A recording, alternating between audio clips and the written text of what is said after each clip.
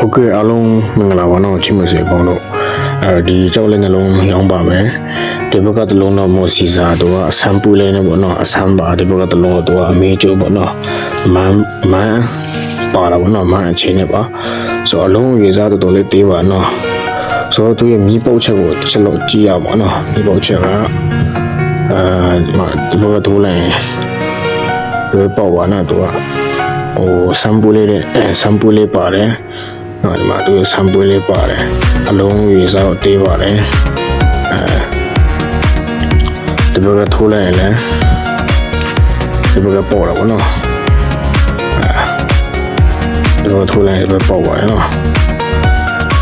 ဆိုတော့ဒီဘက်မှာလည်းပေါ်ပါတယ်သူမြေပေါက်ချဲတော့နော်ပေါ်ပါတယ်ဒီလိုထိုးလိုက်ရင်ပေါ်တော့ဘောနော်ဒီဘက်ကလည်းပေါက်ပါတယ်နော်ဆက်ဆေးတော့စပရက်ခိုင်နော်ပေါ်တော့မိတော့ကွာလွားနေဘောနော်သူကလာပါနော်အလုံးတေးတာပဲသူကအနိချေအလုံးတေးတာဘောနော်အလုံးတေးတာပါ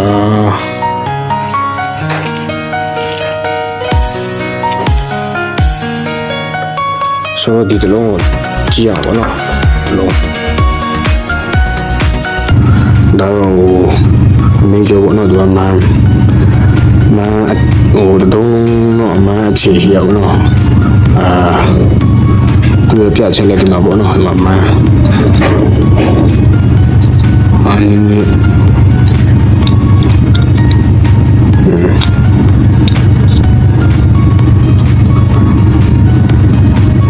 ဘာမှမနေရှိနော်ဘာမှမနေရှိပါ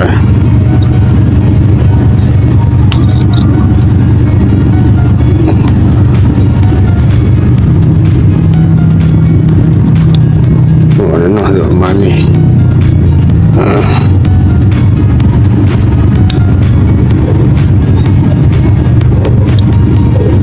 chơi lo bao nhiêu sẽ uống ra lo bao nhiêu uống lại nghe lo bao nhiêu sẽ để lâu ya bạn nó sẽ để khi cho bạn thì lâu này không mở nó